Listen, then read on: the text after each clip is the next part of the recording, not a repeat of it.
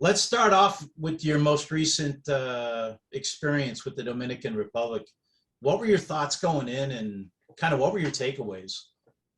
I kind of just went into it like, just doing the same type of stuff that has got me there and still continuing the work ethic that I had into going into the Dominican and just wanting to keep that up so that I can still stay at that high level and still stay competing with everybody else. And I think the takeaways was that, it's like a full, like while we were there, it felt like we were all a family and that it's kind of like a home away from home and that there was a lot of things that I learned both on and off the field that have really helped me.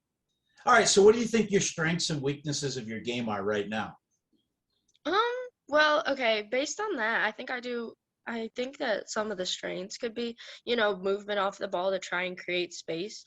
And I think that played a really big part into the games when we were down there because a lot of the time, obviously since the normal setup is two center backs against the one forward, so you need to be able to occupy both of those center backs at the same time. And creating the movement, so like if they're going to the front post, if the winger is driving to the front post, you want to still drag your player across so that you're creating enough space in the box. So I think that is kind of like a strength and weakness for me because I think I can learn a lot of things to do better in that situation. But also, I think I've learned a lot to become better in that. Well, don't forget your aerial play. I mean, 5-1 and you're skying for a nod into the post for a goal. I mean, let's not omit that. No, that was probably like the craziest thing for me because I've never scored a header goal personally. Like that was my first one to ever like actually go in. I mean, I've totally headed it during the game, maybe like a little flick on, but nothing really like to get the goal. And that was just like so monumental for me. Other question is, what makes you such a confident and creative player, which we obviously noticed at the technical championship, for 6 times going. What makes you so confident and creative? Well, I think that it's the amount of time that I spend on the ball is just like always having the ball at my feet and trying to just try new and different things and not being afraid to kind of like mess those up because the more you do it in practice, the more you're going to have a better success rate in the game. And I think that's really important is just not being afraid to fail. And if you're going to make the mistake, make it 100%. So you're not just going to so eventually it'll work out. You just don't have to stress about it not working out in the moment. Yeah, fantastic. The other thing is that we stress quite a bit, and I'm sure every player that gets to the level that you're aspiring is challenging yourself, right? The kind of intrinsic motivation. How do you go about, challenging yourself? Well, at practice, all the practices are challenging, and it's kind of just taking it to another level, is making sure that you're kind of trying to perfect everything and make the most out of every movement that you do. So, say that you're doing a drill that doesn't necessarily seem hard to you, but you can make it a different level of difficulty by trying to execute everything to the best of your abilities. So, it's just trying to challenge yourself constantly to always be better. And even though the standard might be here, you want to bring it all the way up. So, I think when Erwin and I first met you, you were this mini little 10-year-old that was buzzing around looking to take on all challengers, and we ended up moving you up playing against some of the older boys just to challenge you because you were out there. How do you handle the challenges both on and off the field? Because now that you're working your way up the ladder with our national program, you're seeing a lot of different challenges. How do you handle those? I think I just go into them with an open mind, like not being afraid to do something, but always just going into it with 100%. And you really like I live by like the you miss 100% of the shots you don't take. So just always doing that in everyday life and just trying my best. And even if I don't always succeed, there's always things that you can take away from that. And it's always just trying to bring your standards higher every time. That's such a healthy attitude. I love it. That's probably why I pestered you all the time during the USTCs. There was something special. Well, let's talk about sacrifices, though. I mean, at this level, you've got some sacrifices: vacations, prom, hanging out with your friends in Michigan, all the other little fun things that kind of go out there. How do you handle those sacrifices? Well, there's always everybody has to sacrifice something at some point. So learning along the way that not everything is kind of it's just living in the moment type thing is where you don't really you want to work and you understand the sacrifices that are going to get you somewhere that you want to be, like understanding your goals and just really having like forward thinking to where you see something that you want in the future and you have to understand that right now some things you might have to give up, but it's going to be really worth it later. Okay, so let's go back in time. When you were 4 years old, did you say to yourself, Self, I need to get a purple belt in Taekwondo because when I get down to the Dominican Republic, I'm going to be playing a lot like this, and I got to be able. So how did that help your soccer development?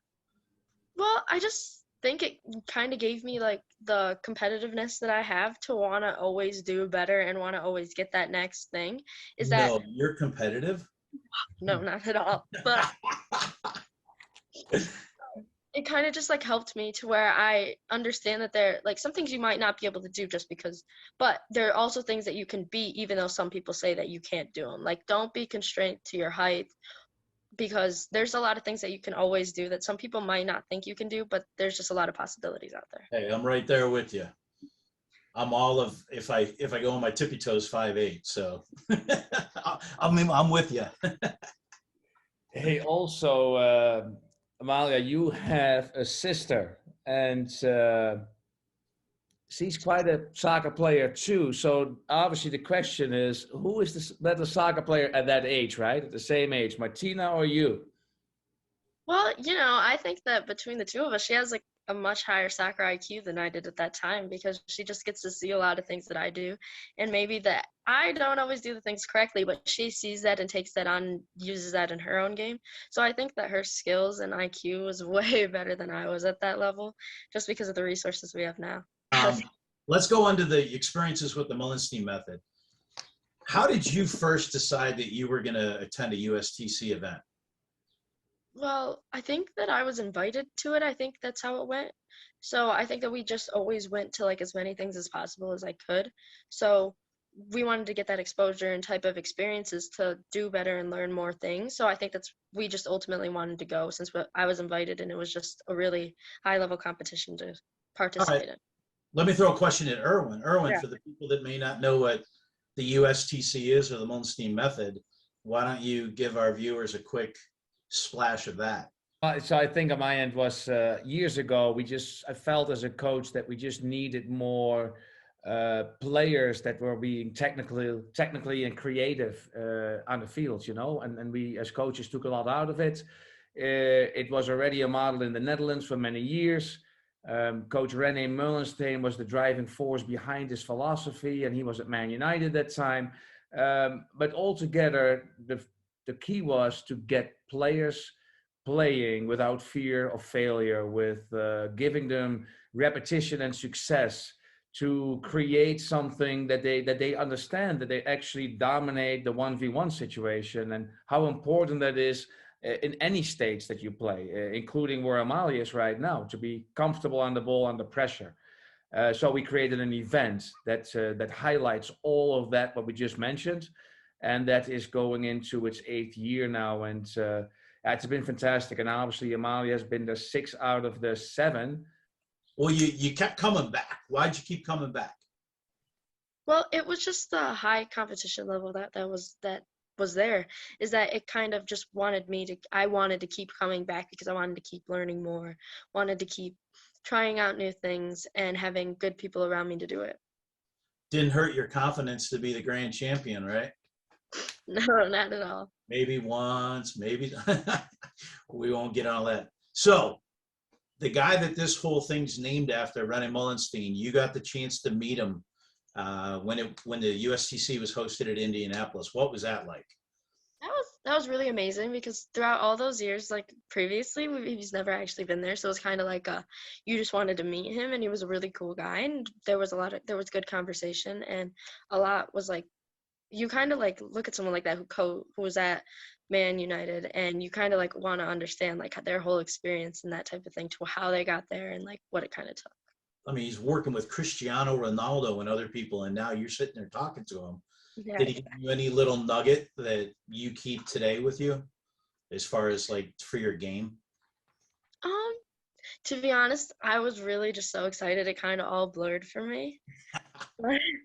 I was just really excited to meet him at that point, and I was just really in awe in that moment. Cool.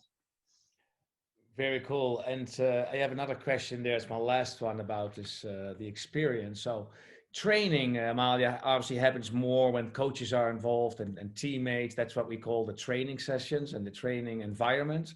And practicing is kind of where you do things on your own, you know, just without having the scheduled times. How much do you think you spend outside the organized training on, you know, creating the best version of yourself? Well, I don't know, probably like minimum an hour a day besides the normal training, because a lot of the times me and my sister both, since we both play soccer, it's easier to do that with her because we have little soccer goals set up outside and we run some drills.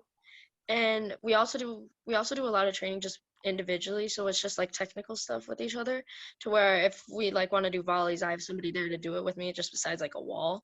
But I think it's really important to do other training outside of your practice, just to, if you want to get to the next level, you have to be able, like we were talked about earlier, sacrifice and trying to get more out of every session. And when you're at home, maybe not doing anything, getting up and just going out and just kicking the ball around, just more touches to get better. Do your parents have any grass left in the backyard? We have a really big backyard, so we have a ton. It's really nice. Nice, I love it.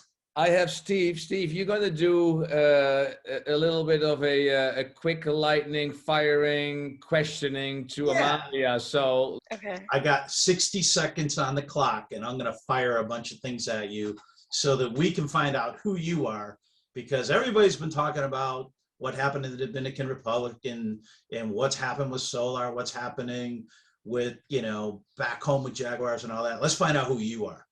Okay. All right. You ready? Yeah. Texting or talking? Talking. Favorite day of the week? Friday. Favorite city in the US besides the one you live in? Maybe Dallas. Favorite, take that back, nickname your parents used to call you? They just call me Malls, so. Didn't know that. Last song you downloaded? Shoot. Something Drake, I think. Okay. Would you rather be able to speak every language in the world or to be able to talk to animals? Speak every language in the world. Favorite holiday? Halloween. How long does it take for you to get ready for a match? An hour. Invisibility or super strengths? Invisibility. Ooh. Any superstitions preparing for a match? If I do good in a game previously, I always do my hair the exact same way. No nails? Well, I always have them done, so it's kind of like a thing for me. I guess you can also put that. Okay. Ooh, 15 seconds. Scale on 1 to 10. How good are you at keeping secrets? 5. Place you most want to travel to, and you don't get India because you're already going there. You already booked it. Greece or Rome. Okay. Favorite junk food? Maybe like, wait, what do we consider junk food? Like besides regular food? Maybe like slushies. Okay. I mean, you look at me, everything's junk food. Favorite season? Summer. And last one, what was your last Halloween costume? Last year I was somebody injured because my sister was a doctor. Well, we hope that doesn't come true. We don't want you injured. Right, exactly. We enjoy watching you play. So thank you for that little mini version of Behind the Crest. That was fun. Not any of the questions that I expected at all. we are almost done, and thank you so much. I have just two things left. One is, goals and dreams for you, and I have to believe that one of the goals is obviously to continue the national team and ultimately make it to the biggest stage in the world. But any other goals or dreams that you have? Well, I guess after college, I think I would want to try and play internationally, maybe somewhere like overseas. So try that out. I think that the competition over there seems really amazing, and I think that's something that I'd want to try. So Are we talking? Are we thinking England? Are we thinking Spain? I don't know, maybe England. Their league seems pretty cool over there. So Pretty good league. They have a Manchester United women's team. You know that. Just yeah. throwing that in there. And lastly, then, is what advice can you give to just young and most likely young female players, maybe even more than young players? Well, I guess just keep your drive going. Like don't ever let anything stop you from trying to achieve your dreams. And there's nothing that really should get in the way besides yourself. So don't take yourself out of the game. Awesome, awesome. Well, we know that Steve and myself that we've been enjoying the route that you've taken so far and the roads that's not done.